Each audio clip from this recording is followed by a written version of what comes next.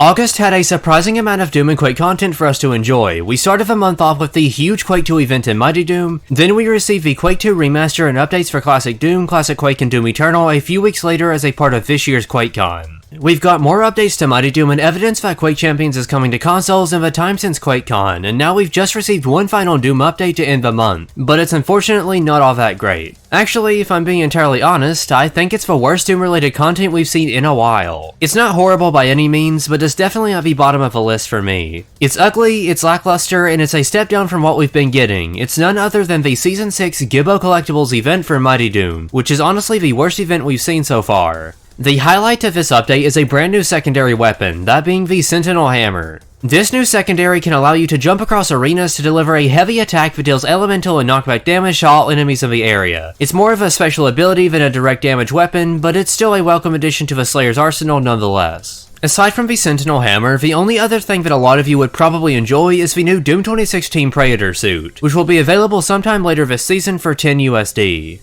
It comes with an ability that gives you increased damage at close range, so this will probably end up being the best Slayer to use for shotgun loadouts. This was one of my most anticipated skins, and I'm honestly pretty disappointed with what we can see here. The face looks extremely droopy, and the skin just looks a little empty overall. It's a stylized version of the Mini Slayer from Doom 2016, which is already a stylized version of the 2016 Praetor suit, so the extra goofiness wasn't necessary. I'm a really big fan of how the 2016 suit looks and was hoping Mighty Doom could pull off an accurate implementation of a skin. It's sad that it looks like this. I mean, if you like this, that's totally fine. I personally just can't get behind it. This season only gets worse from here, because everything else is a downgrade from last season.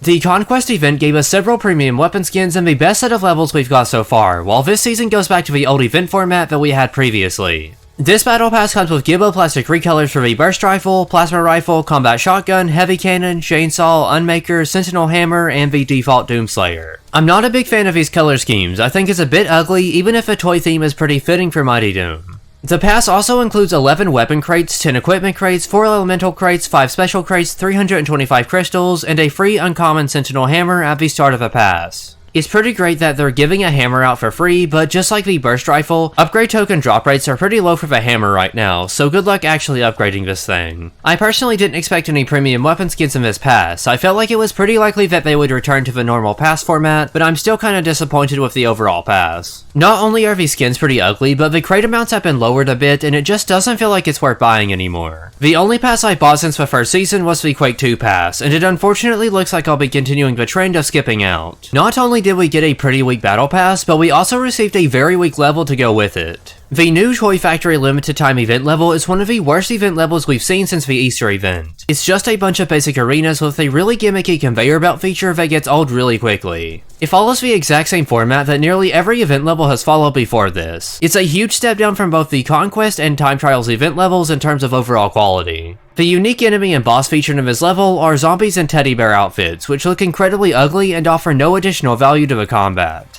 I seriously can't lie, I'm kinda surprised with how this event turned out. Mighty Doom was finally heading in a great direction, and now it's back to the same boring content that made me lose interest in the game in the first place. This update may have been pretty disappointing, but the next season will likely be an absolute banger. Next month is October, and since they've been taking a lot of inspiration from Eternal's events, we'll likely be getting a version of either the Halloween 2020 or 2021 event, which are easily two of the best cosmetic updates that Doom Eternal ever received. They could implement the Funny Bone Slayer as a Battle Pass recolor, and finally put the Marauder in the game using the Cultist Marauder skin, or they could go for the Pirate Mancubus, which would be just as cool.